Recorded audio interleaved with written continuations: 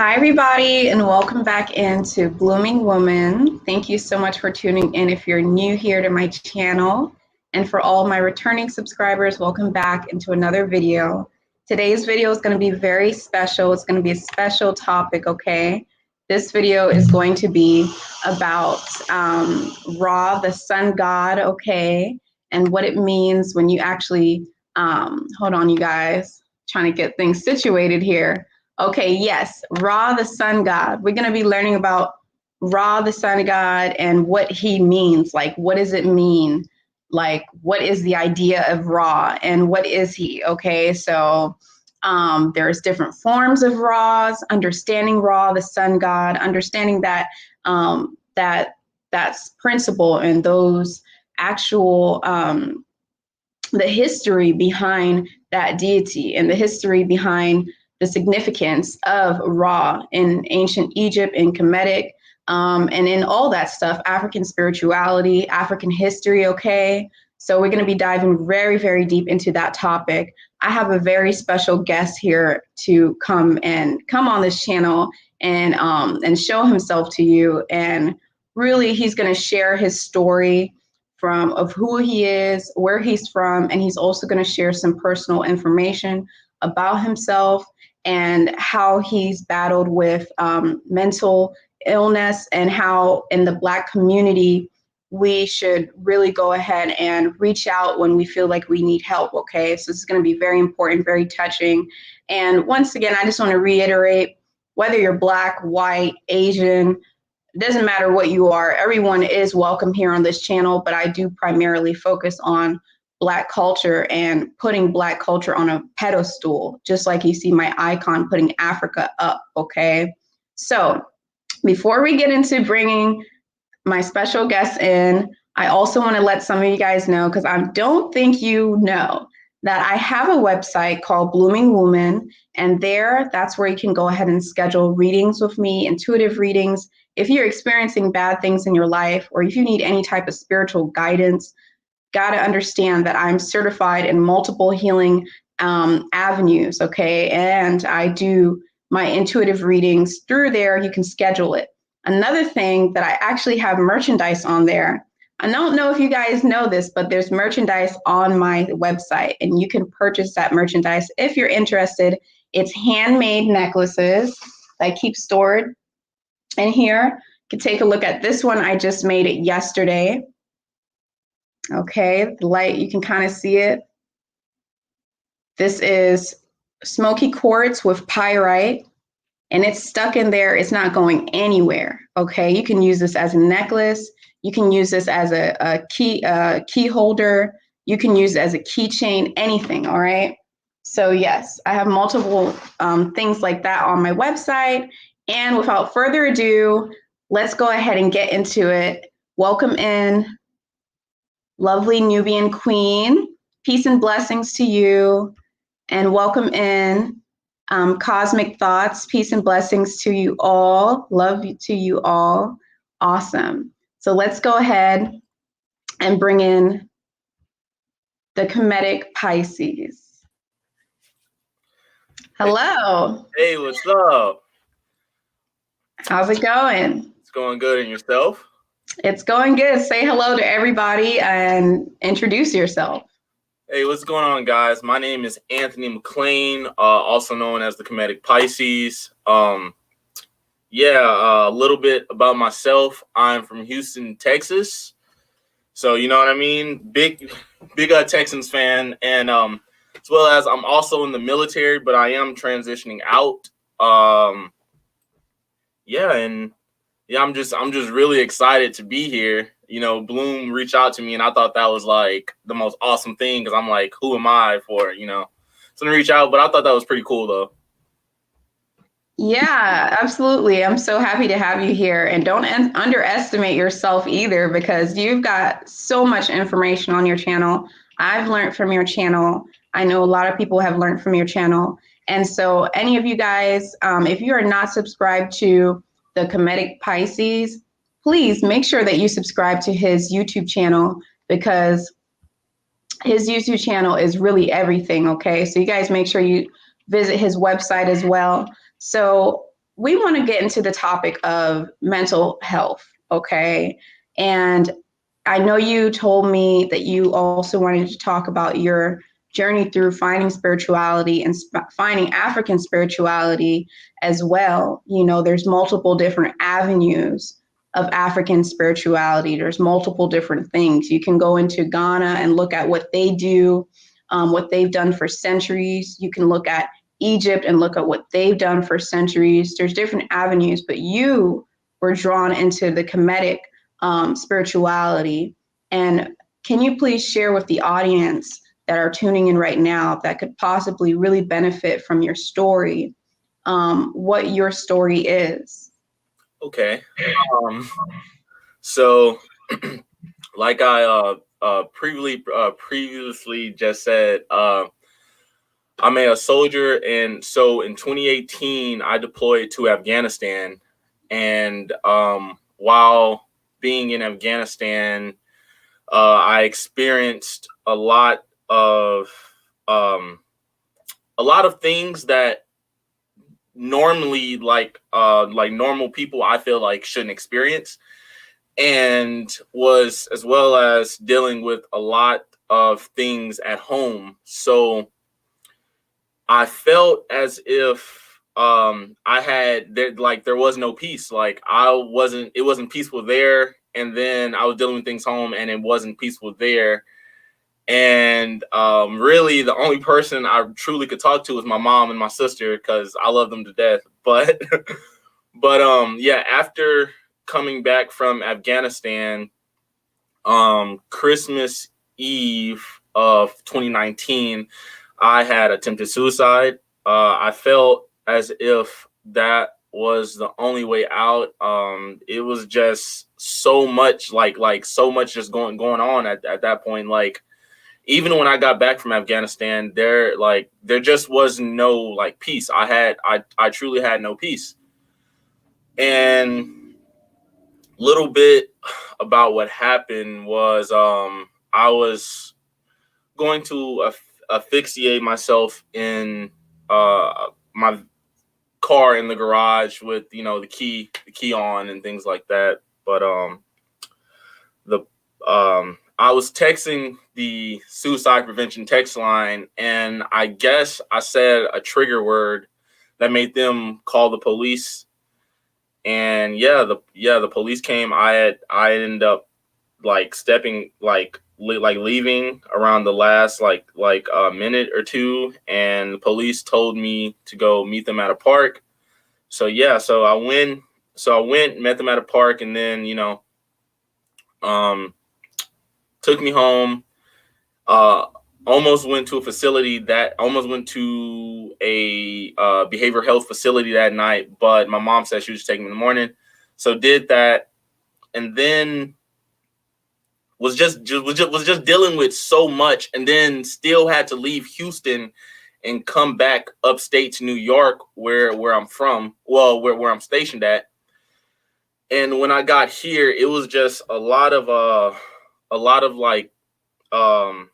it's hard, but it was a lot of self-mutilization, a lot of cutting and things like that. And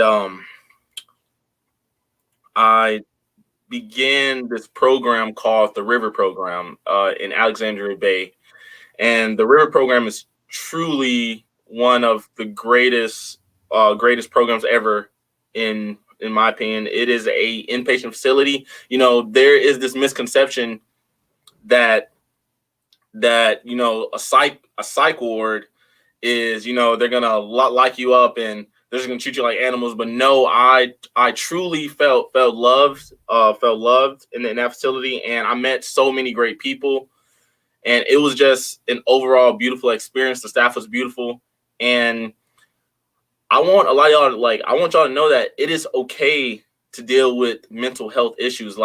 It's such an underrated problem in the Black community and just in general, that a lot me growing up, and just seeing how if you were Black and you had a mental health issue, family would just kind of brush it off as, and they'll be all right. It is what it is. But, when that truly is not the case. And that was one reason why I was so inspired to start my channel, because like mental health is such an important topic to me. And a lot of the problems that I feel that we face in the Black community when it comes to mental health, really need to be brought to the forefront, and we have to truly, realize that. So how I began this Kemetic journey. So when I got back from Afghanistan, and I know I'm kind of going back, but when I got back from Afghanistan and I was driving from Houston back to New York, I stopped in Washington, D.C., and I met a psychic, and we did some readings, and he brought this word up, was Kemet, and that was the first time I had ever heard of that. I was like, what? Like, I've no clue what that is. Like, so he didn't want to tell me what it was, but he told me to write it down, and he said that this is going to push you forward in ways that you might not know. So I wrote it down, got home, did some research, and I was like, oh, okay, so we're talking about Egypt here. And the crazy part about that is that night, that night that I got back, I actually like had a dream where I was in Egypt, and I was at the pyramids of Giza, and for some reason I was standing on top, like I was standing all the way at the top at the pyramid of Khufu, and like I could see like where the sun would be at, it was a eye of Ra, and I thought that was the most amazing thing. And that dream was like real. It was like I was there. It was like physically like I was there. So that is like pretty much it. And then since then I've just been on this Kemetic journey.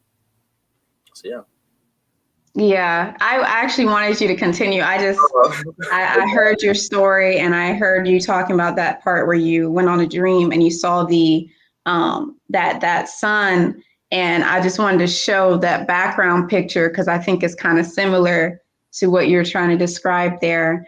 But I really applaud you for being so vulnerable on this platform and telling your story and possibly helping others when it comes to mental health, when it comes to you feeling like you need to doubt yourself or feeling like it's the end of the road.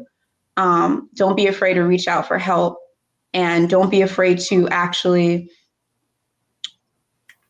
ask for help and know that people value you. So I wanted to take the time to let you know, Kemeticpisces, Anthony, that, I'm sure there's a lot of people who care about you, and there's a lot of people who want to see you thrive and want to see you here. So I'm so happy you're able to move forward in that situation in a positive way. And I really commend you for the strength that it took to even open up about that. And I believe you're going to open up about that even more, the full story in detail on your channel. When are you going to do that again? So that's actually this Sunday. And the crazy thing about that video, which I was talking to my mom about it, was I love like everyone so much. Like I actually put my personal phone number in that like video for people to like text me. Like if you need someone to talk to, I got you. It like straight. And yeah, I just, because I know how some people feel like it's like at times some people really do not have no one to talk to. So yeah, in that video, I put my number. I'm gonna say my number right now, if that's fine with you.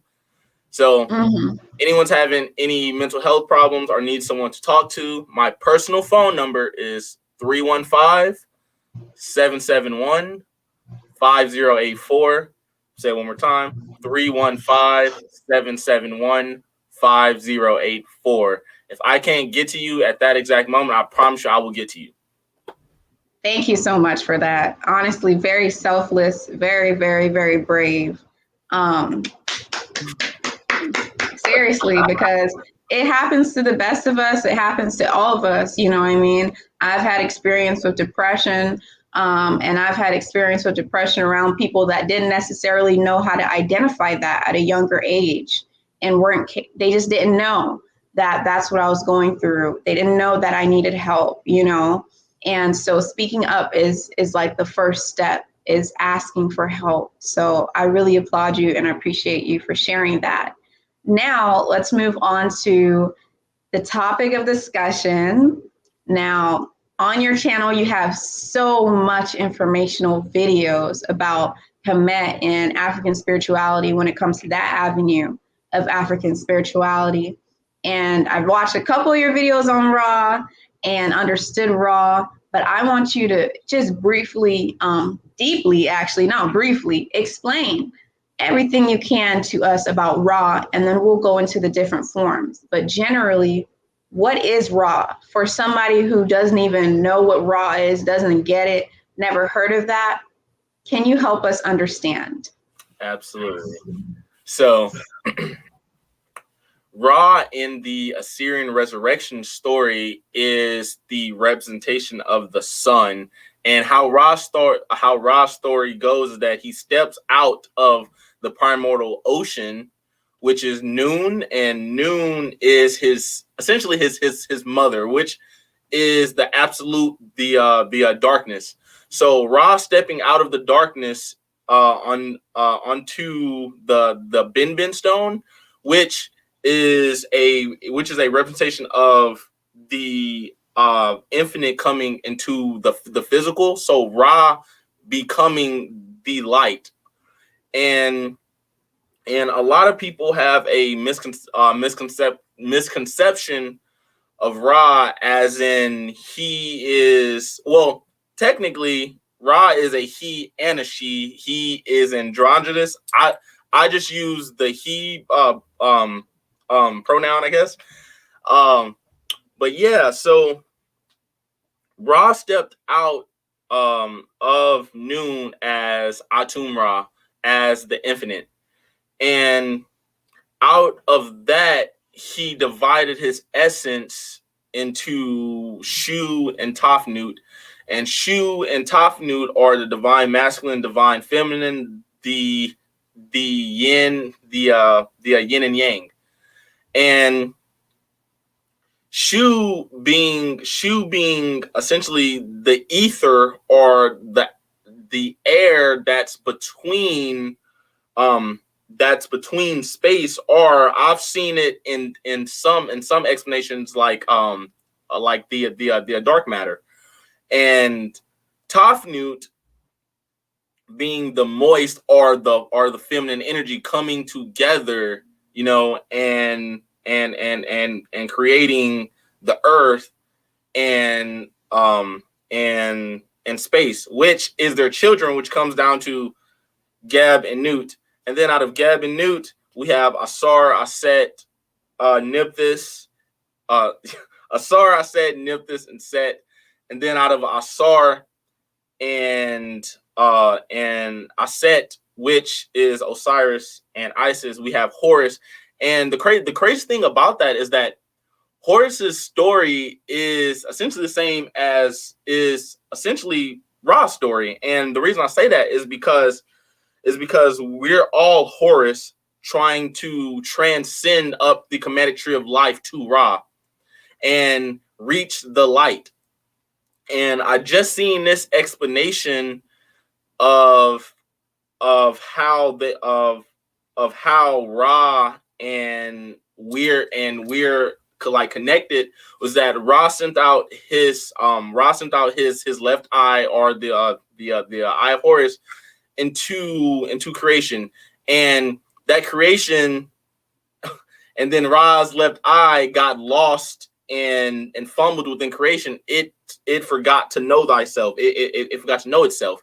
And how it did that was because it got caught up in this life and death cycle, this birthing and death cycle. But the Hidi, which is the spirit or Netter or God of wisdom, brings back brings back the eye of Horus, brings it back to Ra, and connects it back to the infinite. So Ra is truly the light within all of creation, and at creation's purest form, we are like truly light, and that is truly the embodiment of Ra.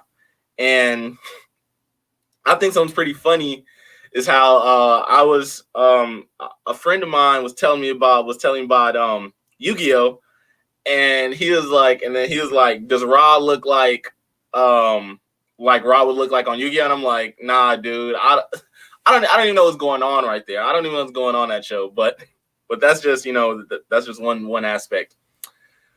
And Ra has 4 different forms. So in the morning he is Khepre.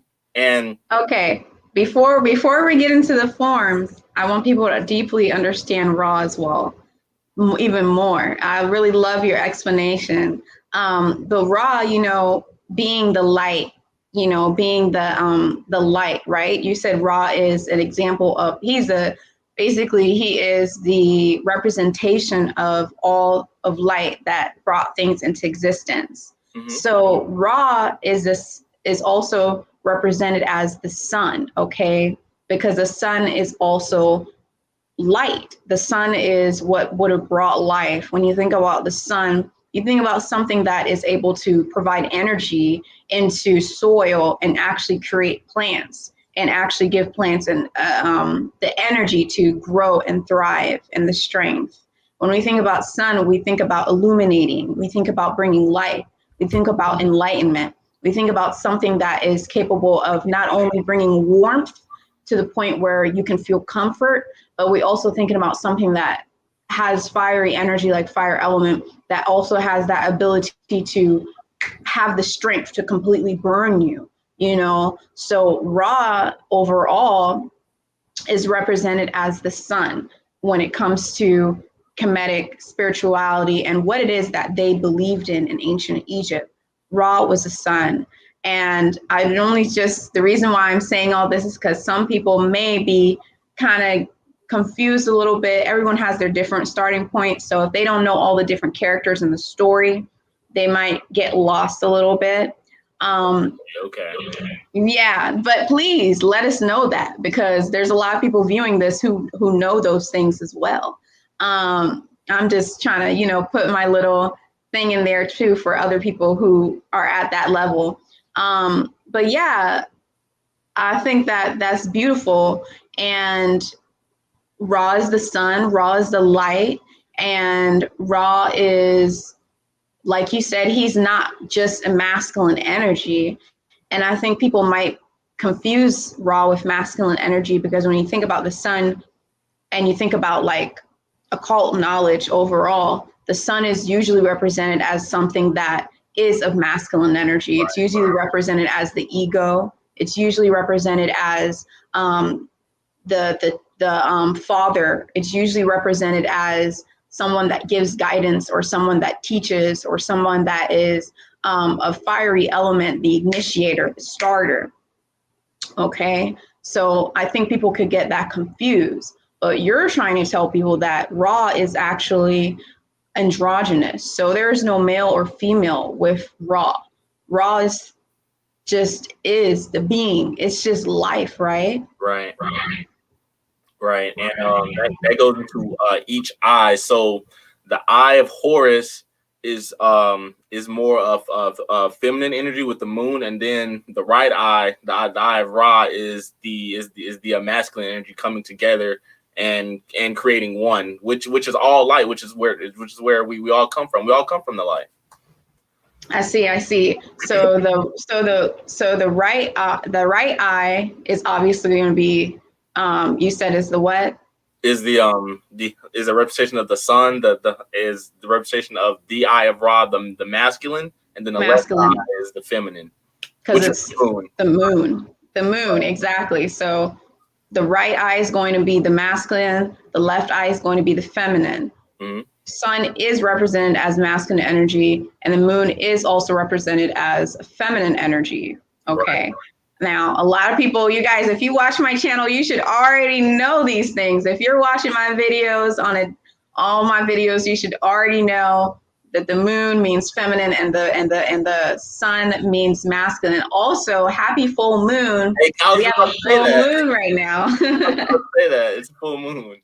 It's a full moon. So, are there different images for the right eye and the left eye, or are they both the same, but they're just flipped around of the eye of Horus? So as far as physically the way they look, I've seen them as the same, but there are different gods associated with each eye. So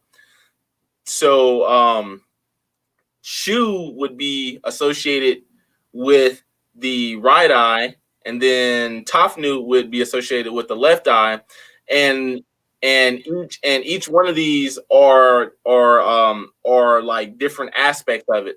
But the crazy thing about that is that each one of these forms can actually can morph, because Tafnut, which is Ra's daughter, which is weird because Ra is androgynous, but from the masculine point of view, Ra's daughter has 3 forms. She has Tafnut, Bas or Baset, and she has Sekhmet.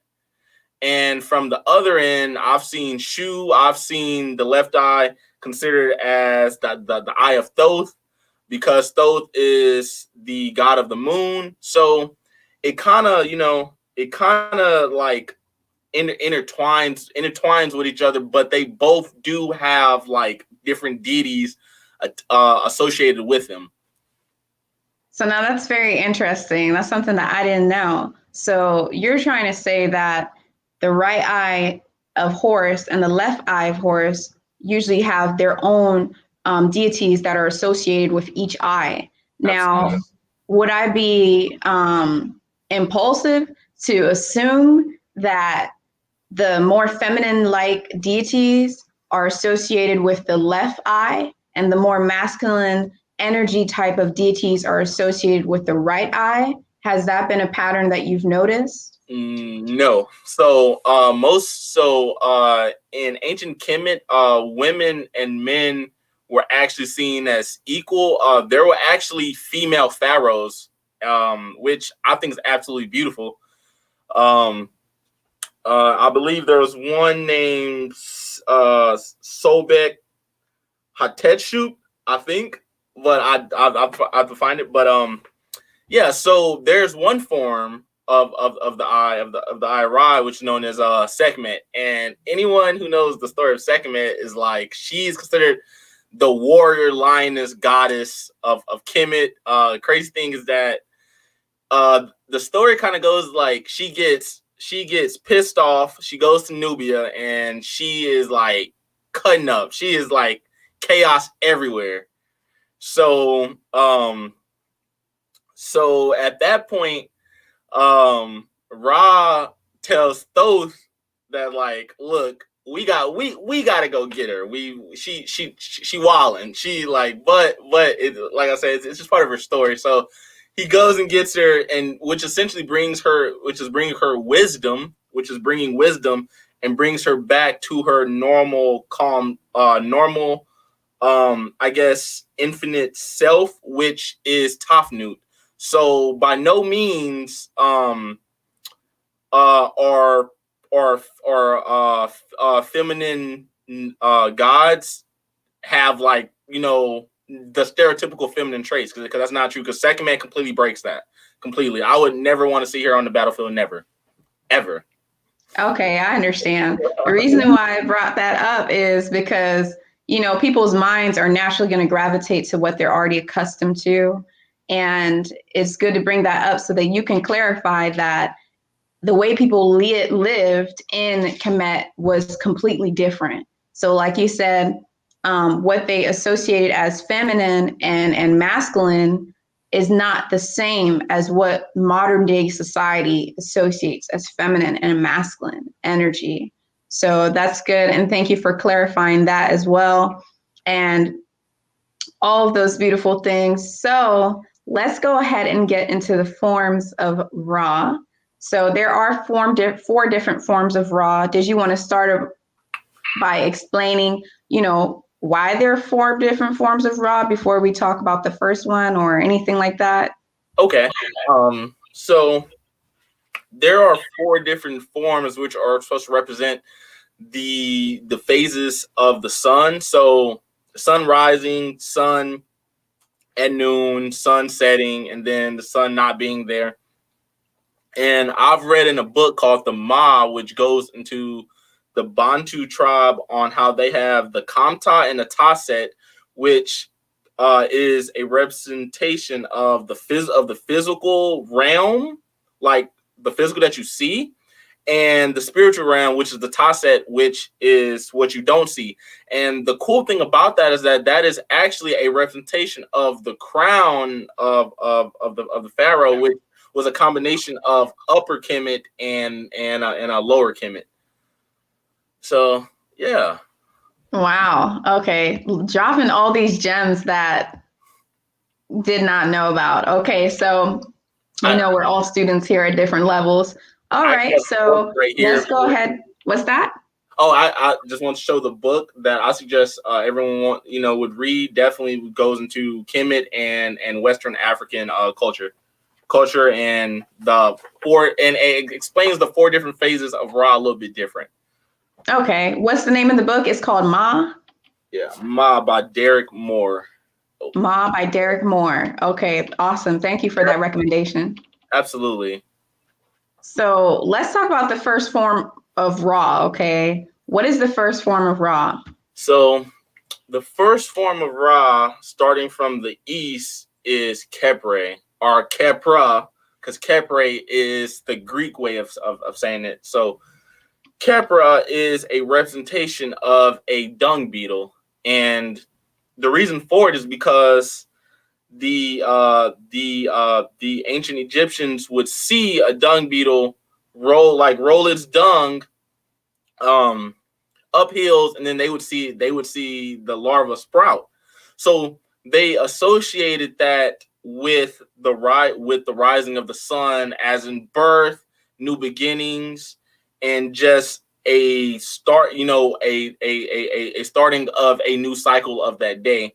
And Khepre, he is represented as the scarab beetle.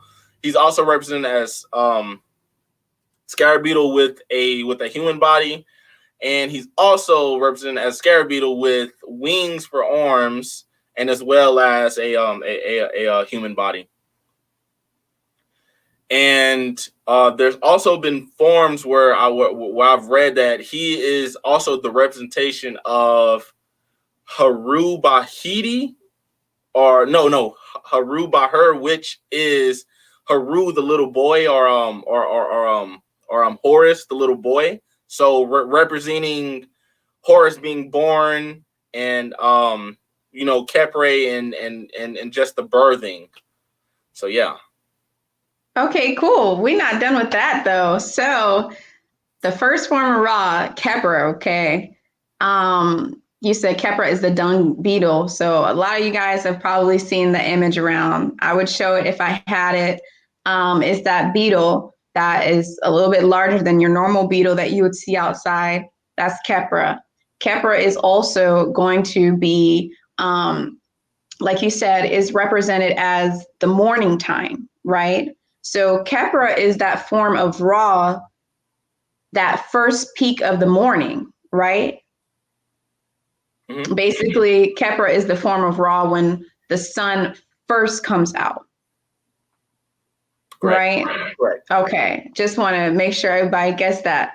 So Khepra is the form of Ra when the sun first comes out. And Khepra is also Cancer in Kemetic astrology, if you want to call it that. So what you know as Cancer, represented as the crab, is actually Khepra, represented as the beetle. Now, that doesn't mean that the dates that are known for Cancer in astrology is the same dates that are known for Khepra in Egyptian Kemetic astrology. That the dates are different. I already did live on that, talking about the Rasaurian calendar. But Yeah, so that's interesting. The first form of Ra is going to be Kepra, and let's go ahead and talk about the second form of Ra. Okay, and before we yes, please. Go into that. When the sun or when Kepre is coming out or birthing out, there's a gate. There's a gate called the Acry Gates or Akira, which is a representation of Tophnut and Shu, and together Tophnut and Shu create the lions that break into the dawn, that break into the morning, and as well as when the sun goes through westing. It is called the Acry Gates. So yeah, thought I'll just throw that in there. Thank you so much for throwing that in there.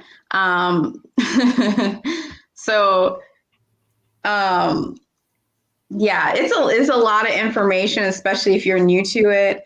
But this is what this is all about, is just understanding. I had to run and go get my notes, okay, just so I can be make sure that everything is correct. But yeah, it's funny how nature works. It's funny how ancient Egyptians kind of did their things where everything was based off of nature. Everything was based off of the synchronicities of how the cosmos works. The synchronicities, when I say synchronicities, I'm talking the actual patterns, the actual things coinciding with one another in a way that only nature can do it, in a way that even just your human body, like your natural human body, how it automatically runs on its own. You don't have to think to breathe, right? You just breathe. There's certain energy fields of your body, what people would call as chakras.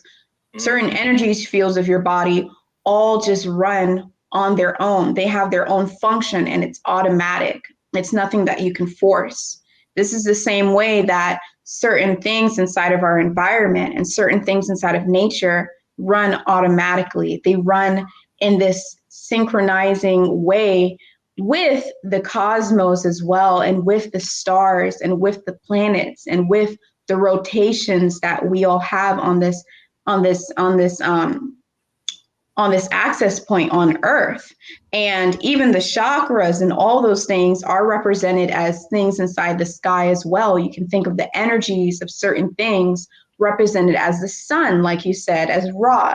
You can see the energies of certain things represented as the moon. You can even see a person inside of your life and look at them and say, wow, that person has a lot of so-and-so deity, or whatever deity you think. You could think that person has a lot of that deity inside of them. It's just fuming off of them.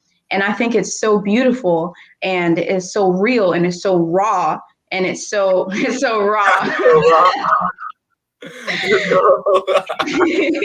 It's so raw, and it's so rooted, and it's so in alignment with the nature of Black people. How Egyptians' spirituality works in all of that, how they embody nature, how they go about nature, and all of these things. Absolutely. So first form of Ra, that's going to be as soon as the sun comes up, like that first awakening, that first enlightenment, if I should say. That first peak of sun is going to be Kepra, that dung beetle that rolls his the dung up the hill, and then his larva spills out, like he said. And that larva spilling out, it also represents new beginnings. Okay, it represents springtime. When I look at it as seasons too. The first form of Ra could also be represented as springtime, because that's that first beginning when all the flowers start to bloom and all of those things. So what do we have to say about the second form of Ra? I'm sorry.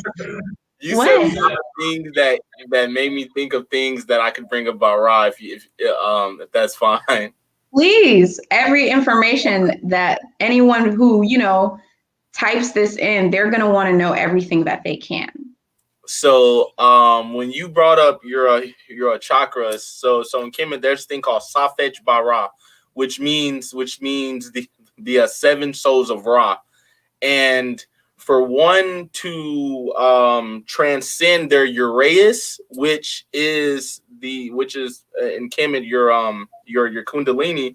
And also part about this is that most people would notice that the pharaoh would wear a cobra on his nimbus, which was the name of the Kemetic crown, and next to it was a vulture. So the cobra was a representation of the shining serpent, and the shining serpent meant that the energy of your Uraeus transcending from your root chakra coming up and then sprouting out from your forehead, becoming the shining serpent. So how that was done was the vulture next to it was a representation of Aset, and Aset is Isis, and transcending her wisdom, and that energy through Aset would start at your root from like learning wisdom through the Jedi, which is the backbone of Osiris, transferring that energy up all the way to your forehead and coming out. And yeah, that was a representation of the shining serpent, the golden serpent. Through wisdom, one can transcend Safech Bara, and that goes into the story of in the Papyrus of Ani, how when a soul enters into the Hall of Ma'at, it is your heart or your ab is weighed against the feather of truth. And in the Egyptian Book of the Dead or the Perdimaru, if your heart is not equal to the feather of truth, then you are eaten by the spirit called Amit. And that was considered the second death. But the crazy thing about that is that in depictions in the Egyptian Book of the Dead, Amit's mouth is right above where your heart chakra to be at. So they understood, the Egyptians understood energies, and understanding that if you could not transcend past your heart chakra, then you would go through the second death, which from my understanding is being reincarnated back here on earth. Because a lot of people think the Egyptian Book of the Dead is about the dead, but from my understanding, how it was explained was that when we are born, you are slowly going through the death process. It doesn't just start when you're older. It starts the second that you're born, because your cell starts to break down the older you get. So the Egyptian Book of the Dead was really the book of teaching us how to live as the walking dead. You know what I mean? And transcending past our heart chakra to the higher spiritual realm, so that we may mount the boat of Ra and connect back to universal consciousness. Yeah. Wow, amazing. That's amazing. That is absolutely amazing. And it's so good. I'm so happy you brought that up, because it just further shows that they basically understood energy fields way back then, because I think a lot of people give chakras and all that stuff towards just a specific place or specific. I know a lot of people look at chakras and they think of Vedic knowledge and things like that, which is true. They knew about chakras, but there were other places inside of this world where a lot of people who were in tune with nature, like even Native American Indians and things like that, were in a tune with the different energy centers. And, that's super deep. Like, Egyptians were attuned with energy centers since all the way back then. And another thing that you said that is so important, so very important to think about and to know and to enlighten yourself with, And this is something that I, hold strong to as well. Before I even knew about that story that you just brought up, is even though I talk about chakras and stuff on my channel, the lower chakras really, I mean, if you, like you said, if you cannot ascend past the lower chakras, then like, what are you doing? Because the real chakras that matter, if you ask me, is the chakras from your eyes and up above, because you're not going to really reach anywhere. If you're focusing on any energy centers from your lower energy centers, that's basically still in this physical realm. You might be able to feel your energetic body, and you might be able to astral project, and you might be able to experience energies and all these other things. So you might be thinking that you're doing something incredible, but you're not really going to be able to, let's say, go home, right, unless you are in attune and can excel with that higher wisdom and that higher knowledge. And that has to do with your crown chakra. That has to deal with the chakras that are above your eyes. If you're focused on the chakras below your eyes, then you're still really pulled down to this earth, and you haven't ascended. And also, so the viewers can understand more, because we're talking about the four parts of Ra, stages of Ra, forms of Ra, and you brought up the 7 forms of Ra. So I don't want people to get confused, you know what I'm saying? And that is interesting, the 7 forms of Ra and 7 chakras, how that works. But what is the difference when you say the 4 forms of Ra and the 7 forms of Ra? Because those are 2 separate things, right? So there are 4 forms, but Ra has 7 souls. So the 7 souls of Ra, I can't think of each one of their names, but I know it's Ba, Ra, Wa, and there are more. I just personally can't think of them all, but it is essentially our chakras and transcending each chakra. And it just shows you how the Egyptians like really did associate man with their deities, their gods. Like a lot of us kind of get this misconception of their deities are separate, but the deities are telling our story, because each soul, like each level of Ra is essentially us trying to connect back to that Uraeus, to that shining serpent, which is transcending back to the light. Yeah. Wow, thank you so much. And I also wanted to see if you can address this question. Someone's trying to understand more about what you're trying to say, and I'm gonna put that right on the screen for you. Is this correct understanding of what he just said? The Book of the Dead was not about celebrating those who are dead, much as it was explanation of how to elevate ourselves into this life to ascend, and that's by Blind Guy, his wife, and their life. Okay, so everyone, I see. So I actually have it right here. The Purdy Maru, Egyptian Book of the Dead, and reading this, or the book coming forth by day. I definitely suggest everyone check this book out. It is absolutely beautiful. So in this in that book by Dr. Matuashibi, he breaks down each netter and breaks down how it is essentially showing us as the living dead on how to live as the dead, because energy cannot be created nor destroyed. So when we go through westing, because keep in mind the Egyptians didn't have a word for death, it was westing, like the sun sets in the west. We would that energy is never destroyed, because energy can never be created nor destroyed. So yeah. So basically immortality. Right.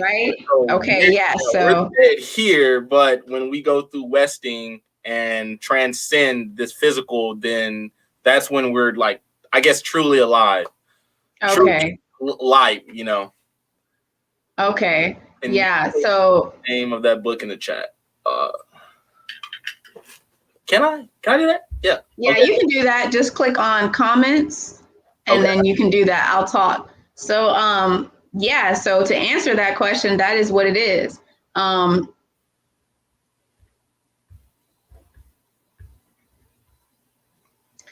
So basically, you know, you hear the title, The Book of the Dead, and it's like, okay, this should be the book about people who have died or the book about people who are no longer living. But I think what he's trying to say is the best thing for you to do is actually read that book, because it's going to even further help you understand, everybody understand.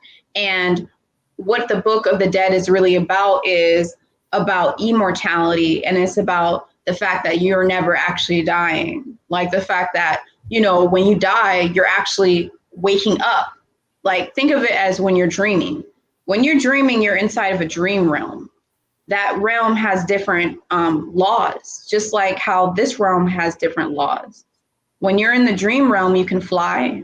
When you're in the dream realm, you can snap your fingers and you'll be in another country. You'll be in another state.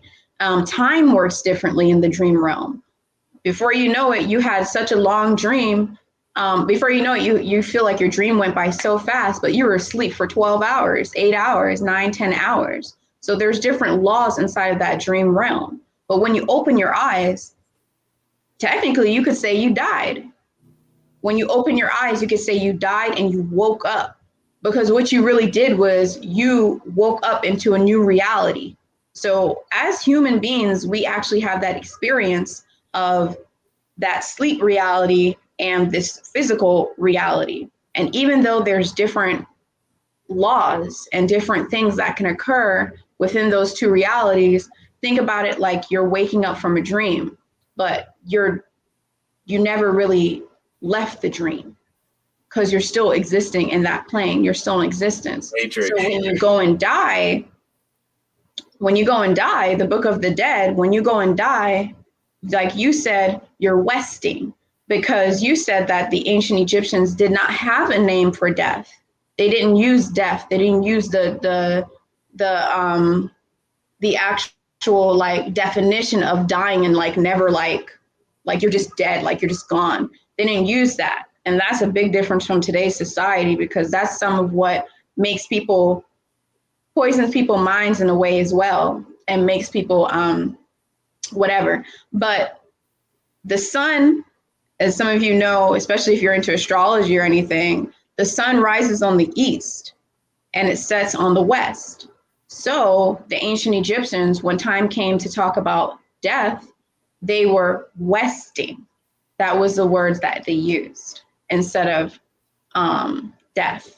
Okay, so I hope that put everything into perspective. Thank you so much for putting the book out there. Looking like an Egyptian queen. Huh? So I guess Betty B put Daddy. Oh, me? Oh, thank you. I really I really appreciate that. Thank you, Betty B777. Another body, even time travel. Yes, that has to deal with everything in a different sense. Everybody should be taking notes, okay? Is that the same as the saying sleep is the cousin to death? Oh, that's I've actually never like looked at it like that way. I mean, possibly. So when we go to sleep, our souls leave and they go off and do their own thing in the astral realm. They actually take what we learned that day and bring that back to our conscious self. And then when we wake up, it that information is brought back for us to understand.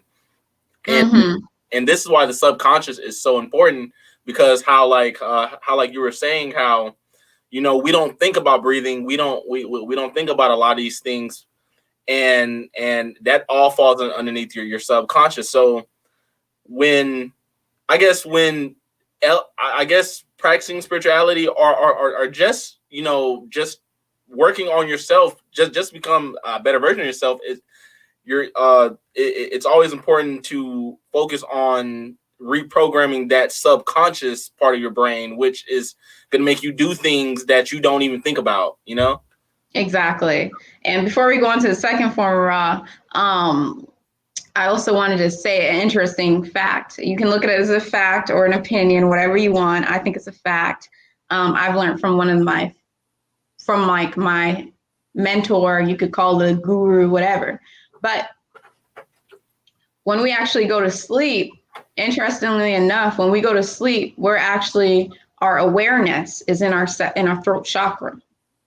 Wow. Okay. It's in our throat chakra. We sleep inside of our throat chakra. Okay. Let me further explain that.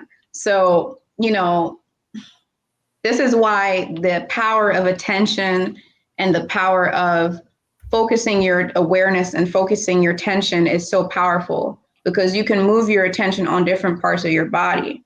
Now, when you go to sleep, if you ever find yourself getting really sleepy and getting really tired, and just that moment right before you're going to fall asleep, just try to touch your nose. Try to touch your nose. And what you'll see is you'll actually end up touching your mouth or your chin. Depending on how sleepy you are, you would probably touch your actual throat, because your level of awareness goes into your throat chakra while you're asleep. So all that dream reality is actually within that throat chakra. And I believe the throat chakra is ruled by Mercury.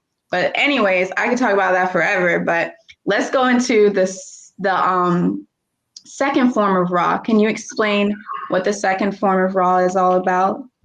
Absolutely. So the second form of Ra, I've never heard a different name for it other than Ra.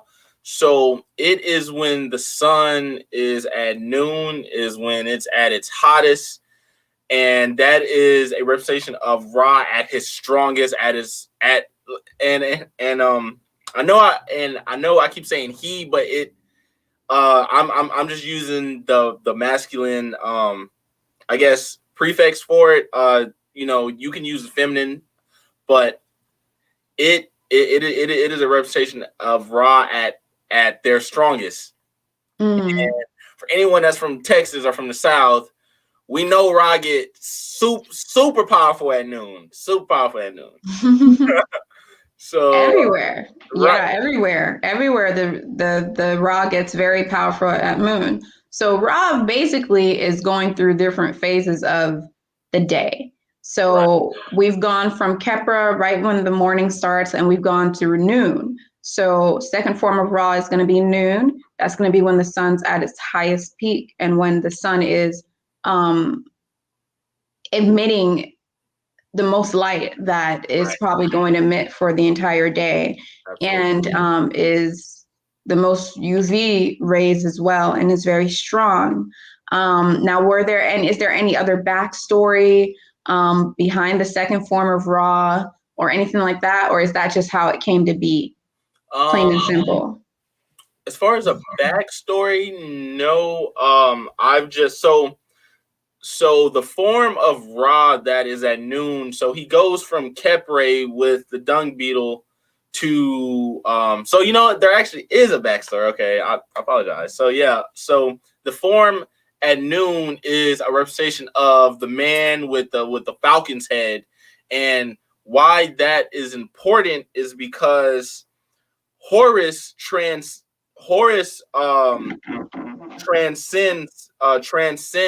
the chaos and Seth, and transcend up the Kemetic tree of life to meet one with Ra, because Horus and Ra are both falcon-headed deities. So they are actually one and the same. So Ra is the strongest version of ourself as humans. Starting off as Horus, really not knowing, really like separated from creation, not knowing how strong we are, and transcending each plane till we connect one with Ra. And that is also the form of Ra that I've always seen connected to the boat of Ra, because the boat of Ra is essentially like Ra traveling through the sky, which is the sun on a sunboat. So yeah, so that's always been the version of Ra that I've always seen, is the falcon head at noon, which is like I said, which is a representation of his strongest embodiment. His strongest embodiment. Okay, so these are different. You know what? It's not just different forms, but it's different embodiments of Ra. It's different ways to look at Ra. It's different ways to look at Ra and put that into your own personal life. And okay, you could say, I'm feeling like Kepra right now. Or you could say, you know what? I'm feeling like Ra right now. Like my energy is in alignment with Ra. I'm embodying Ra. I'm not talking about calling Ra up into your space and stuff. You know, I've never really been for calling deities down to actually, like, I'm not opening that gate for anything to come through and like talk to me and stuff. But this is beautiful. This is beautiful. So let's go on to the third form of Ra, which is going to be Atum. So Ra Atum, which is the old Ra, which is he's setting, he's going through westing, and a really cool story about that, and that goes into Isis, her connection to Ra. So, the story of her and Ra's connection is that she wanted to embody the most, how can I explain it? Okay. She wanted to become the greatest magician, I guess, in Kemetic like history.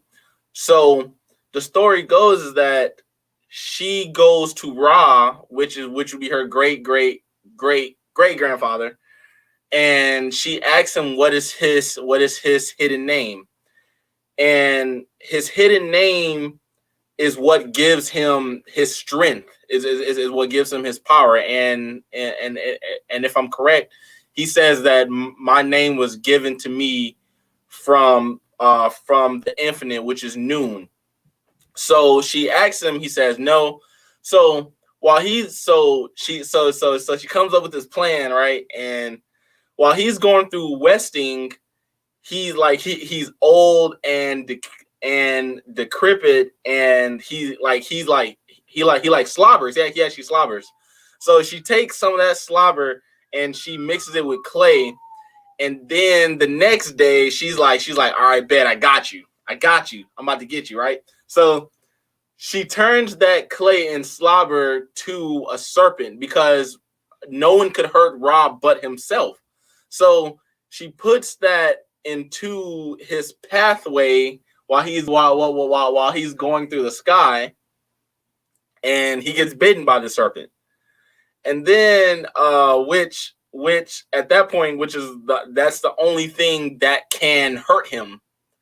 So from my understanding, the other gods, try to help him, but none of them can help him but her. So she tells him, like, look, I'll help you, but you got to tell me your hidden name so I can become the greatest magician. And the crazy thing about Isis is that she's also known as the Lady of Magic. So she tells him 3 times. She's like, look, I'll help you, but I need your name. He said, yeah. He says no 3 times. Then after that 3rd time, he's like, okay, here it is. But in the Prayers of Ani, they don't really say what it that portion of it. They don't say what it is, but his hidden name would be the name of Amun Ra, which kind of goes to the 4th form, but it's just part of the story, which means his hidden name.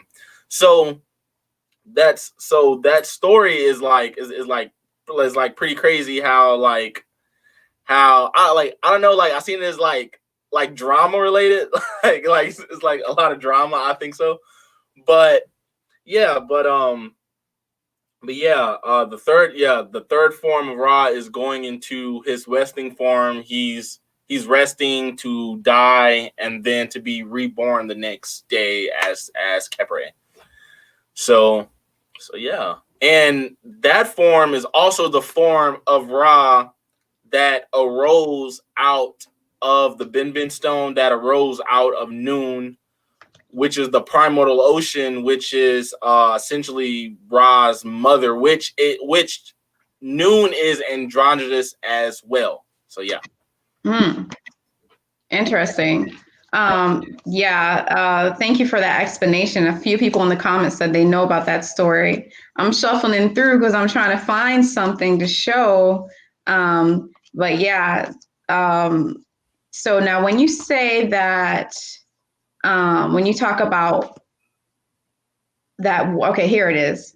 So this is Isis. Now, you know, this is her, and this is one of my goddess cards.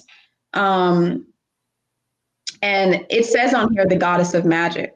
Right. So when you said that, it was important. I remembered that because the goddess of magic and the goddess of sexual sacred energy. And it's funny because I think in most of the stories that are told about Isis, it is about her stirring something up and taking parts of this, or even having sex with somebody dead to bring them back alive. Like that was a story. She's the part of sexual sacred energy, and she represents magic. I just think that she's very powerful when it comes to embodying that, or when it comes to even gaining wisdom through it.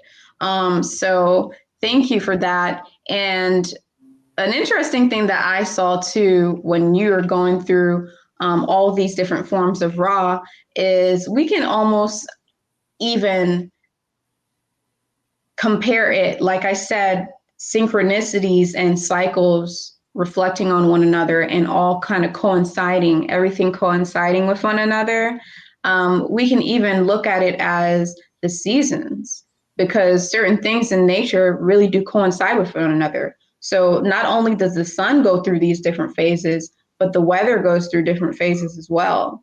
And so it's funny because this is Atum, and that's, I believe that's the sunset, right? Right. Right. So when you think about it, you said the first form of Ra is Khepra, which is morning. And I can even compare that with that cycle and that coinciding of the weather with springtime and the flowers just now blossoming and everything just coming alive, a new beginning, Khepra, a new beginning, a new form, sunrise and awakening and enlightenment. And then the second form going to be Ra, which is it at its highest peak, which is it at its hottest. And what comes after spring, you can think about it, is going to be summer. And summer is when things are hot. Summer is when the sun is at its highest peak. And summer is, you know, going in coinciding with the different forms of Ra. And now we get to Atum. You can think about, this is a good way to remember it. You know what I'm saying? This, you can think about autumn. Autumn. I wonder if there was anything stolen there. You know, we can't be surprised out of all the things that were stolen from Egypt. But autumn is when all the leaves fall, when all the leaves die, and when everything just goes to rest. They're not resting yet, but they're going to rest. And autumn is that time when the sun is going to rest. It's sun setting, it's setting down, and it's setting. So I think a really good way to also look at the different forms of Ra is the different seasons inside of the weather. Okay. So I wonder what season would come next, and I wonder what form would come next on the fourth form of Ra. So Amun Ra. So the cool thing about Amun was that Amun and Ra were actually two separate deities. And from my understanding, the Kushites, which were in Lower Kemet, worshipped Amun. And wait, I gotta understand that really quick. I'm sorry, I don't mean to cut you off because that's making me lost. So how is it that this is the four forms of Ra, but Atum and Amun are not, Amun is not Ra. So Amun was a combination of like Ra as the falcon, and then Amun as the head of the Kushite gods coming together. So Amun is Ra's hidden name.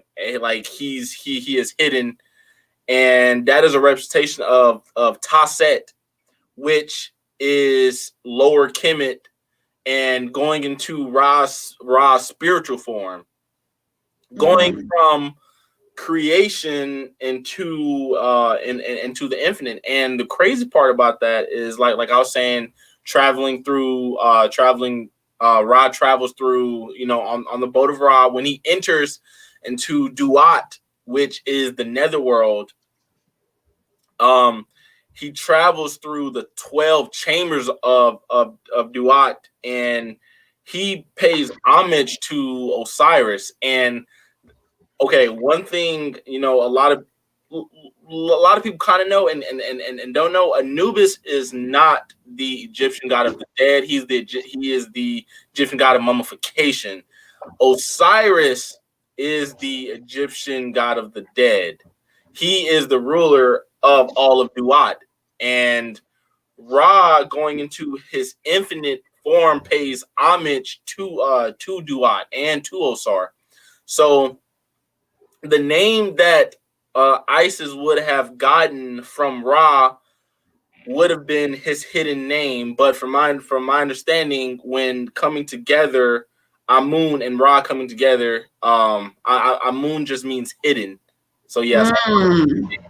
Okay, so thank you for that. So you can also look at it as hidden, like going into hibernate during the winter time. Correct. No, yeah, absolutely. And when Ra is hidden, the moon, which is a representation of Thoth, becomes the protector of the world. Yeah. Wow. That is pretty interesting. Very interesting. And another thing I want to also just point out too is, like, some people don't know, some people do know, but it's just good to point that out right now while we're talking about Ra.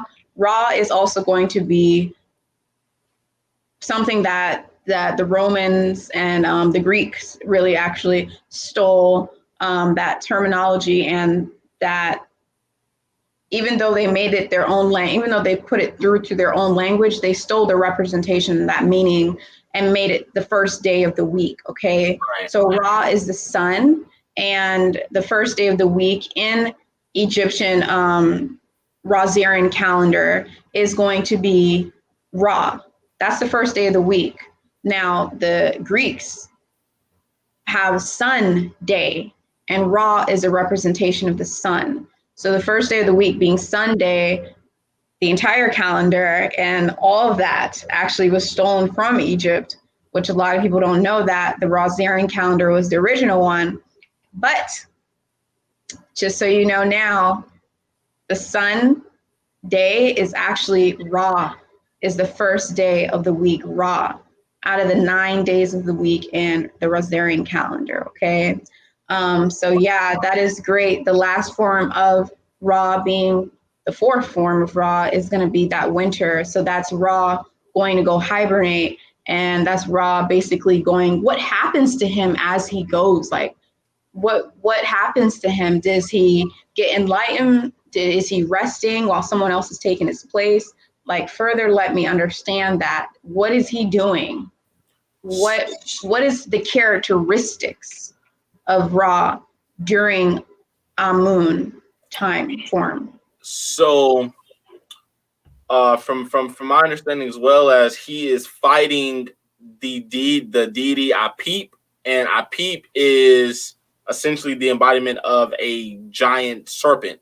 So he's fighting against the principles of evil, and essentially that is where he is rejuvenating himself to go back through that process of, of birth, life, death, and then, learning and then rebirth. Okay. Yeah. Okay. Mm-hmm. So it's also represented as rebirth. Correct. As well. It's okay. Like actually learning. So when he goes through Amun, he is like and the crazy thing is that it really tells our story, because when we do go through Westing, that's when we learn that we are infinite. But it's like when we are reborn, then we forget how infinite we are, and then we have to just relearn it all. Yeah, absolutely. Because when you reincarnate, when you actually wake up, you forget your dreams, right? Not everybody will remember their dreams. Some people remember their dreams, some people don't. When you come back into another life, some people remember who they are in other life forms, and some people don't remember who they are. Some people will actually get visions. They actually get, they actually will have, what do you call it? When everything is happening again and you felt like it happened before. Deja vu? Deja vu. Okay. Yes, thank you. You'll actually get deja vu, and you'll actually feel like you've had this experience before, which is its own topic on itself, honestly. But I think that's another way to think about the characteristics and the representation of the fourth form of Ra is going to be like that rebirth process, because he's going to rest, or he's hibernating and he's hidden. It's the hidden form of Ra. However, even though he's hidden, he's still there. So when you think about the sun in the sky, because this is what it all is, the four forms of Ra in Egyptian mythology is going to be the sun going through that phase throughout the day. But just because you don't see the sun doesn't mean that the sun isn't there. The sun is still there. So he's hiding, but it doesn't mean that he's gone. So everyone should know about this information. Everybody should know about this information. And someone also in the comments said that Monday is actually Moon Day. Yeah. That is very correct. Talking about that. Yeah, you're right. That is correct. And I think you can even further explain this even more, because the second day on the Egyptian Rasaurian calendar is Djibouti. And from my understanding, I don't know if Djibouti represents the moon, but I know that Djibouti has a moon like on its actual head, right? Right. So Djibouti or how I pronounce this is Dahiti, but I mean I believe it doesn't really matter, but honestly, I'm pretty sure I said it wrong. I'm pretty sure I butchered that, because I might even have the spelling wrong, because it's DJHUT. I think so. So I've actually seen it spelled with a T at first. So wow. Okay. So both. We're just gonna use the Greek name. So Thoth is described to Ra, and Thoth is also represented as knowledge. And the crazy thing is that Thoth is and he's also represented as the moon. And the crazy thing is that in some stories, Thoth is married to Ma'at, which is the goddess of balance. So Thoth has a human body with a ibis head, which is the bird, and he has a crescent moon, which is also a representation of knowledge, and also the embodiment of like wisdom. So understanding that when it comes to the moon, Thoth is the protector of the earth, while Ra goes through his hidden phase. And the cool thing is that another form of Thoth is the baboon. Now that goes into now wait. So you're saying Thoth. Now, is Thoth the same thing as the Judy? Yes. Yes. Okay, so there's two different names. So the Judy is his Kemetic name, and Thoth is the Greek name. Same like Isis is her Greek name. Aset is her real name. Her real okay. name. That's her real. And then I think there's one more. Is there Thor, or is that Thoth? Thoth. Or doesn't Thor have his own name? Or they stole Thor from something or something? Thor is Nordic mythology. Yeah, I wouldn't. Okay. Know. Yeah. I don't know. All right. Continue. I'm sorry. So, another form of Thoth is the baboon, and that's so crazy because this is kind of like a conspiracy, but it's really not. Everyone's seen the Lion King, right? So if you understand the Assyrian resurrection story, you understand that the Lion King is really telling a 5,000-year-old story. And I actually made a video on that on my YouTube channel a couple weeks ago. And you know how the baboon is the knowledgeable one. He's super wise. He's super knowledgeable. He smacks him across the head, and that's crazy because Thoth is a representation of knowledge, and one of his forms is a baboon. So it just tells you how there's a lot of I guess underlying things that that we can if you can see differently, Yeah, like hidden messages too in a lot of the movies. Yeah. Right. Another thing about that too is, what was I gonna say? Djibouti or Thoth. See, I gotta say these things so I can get accustomed to it. Djibouti, Thoth, same person. So that being a representation of the moon and being Moon Day, those were the 2 days that the Greeks actually stole and used their language to make this 7 days of the week when there's 9 days of the week. Having the moon on its head, moon, it's funny you say it represents wisdom because moon it can also represent the same thing. Like it can represent wisdom as well because the moon represents like your emotion, and it can represent like the way you think in a way, like Mercury really represents your intellect and your ability to communicate and how you process the information. I think a lot of people get confused because they'll look at Mercury as, oh, well, this is how you think. No, Mercury is how you basically analyze and you process the information, where the moon is the mind. So if you have knowledge, you can have knowledge that is intellectual knowledge, or you can have wisdom. And the moon can also be a representation of like that like intuitive wisdom. You know what I'm saying? Like the actual intuitive knowing, which is your crown chakra as well, and all of that. So as you see me talking, like all of these things coincide with each other. All of these things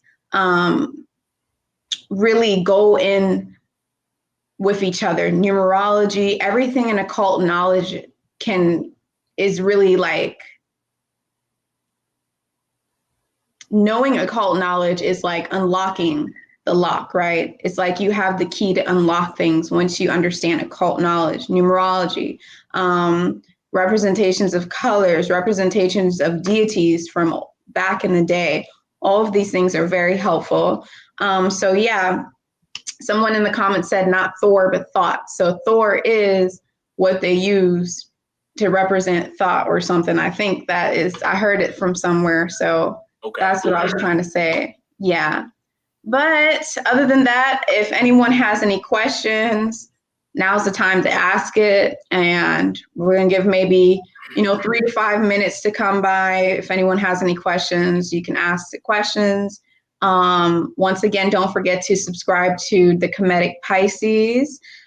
His YouTube channel is extremely informational, and he definitely deserves way more credit than he has on YouTube's weird algorithm. You know what I'm saying? Like, oh my God, like I don't know how I can have 3,000 subscribers but only get 100 views. Somebody let me understand that. YouTube algorithm is weird. I will subscribe to a channel and I won't even get recommended that channel's videos. Like, what are you doing? But hey. So yeah, guys, also, if you have not purchased your Rasaurian calendar, make sure you purchase that below. All you have to do is go to Amazon, and then you'll be able to just type in Rasaurian calendar, as you see it spelled over there, and then you can purchase this one, which is going to be the Crumb TV edition. So I've learned a lot tonight. Thank you so much. All right, guys, no questions. You guys got a lot to learn already. Thank you so much for tuning in. Don't forget to like this video if you're liking it right now. If you want to help support my channel, all you have to do is watch the commercials. You can mute it, but just let it play. You know what I'm saying? That's a way to support my channel. And I'm going to let you say your closing statement of whatever it is that you want to say. Okay. So, yeah. So, I guess one more thing. So, like I said, I did attempt suicide in 2019, and it is 2021. So keep in mind, I'm only 23. And just this week, I just signed for my first brick and mortar business. I actually own a pool hall now. So it just tells you that it doesn't matter, you know, what you go through life, you can get through it. It is truly okay. We all go through things, and you are a lot stronger than you might give yourself credit. But there are like how Bloom was saying, there are people that love you. I love you. I care about every single one of y'all. I would not be doing this if I didn't care. So yeah, that is pretty much it. Much blessing and much love to every single one of y'all. Yeah, that's pretty much it. Yeah. Have a good night. Thank you so much. We all love you. We love everybody in the chat. Thank you guys so much. 1 love, 13 love. Okay. 13 signs are actually what's in the zodiac. Donnie goes in, melanated royalty, blind guy, his wife, their life. Everybody, if I didn't say your name, I'm sorry. The Nubian queen, all of that. Love you guys. And I'll see you all inside the next video. Bye-bye.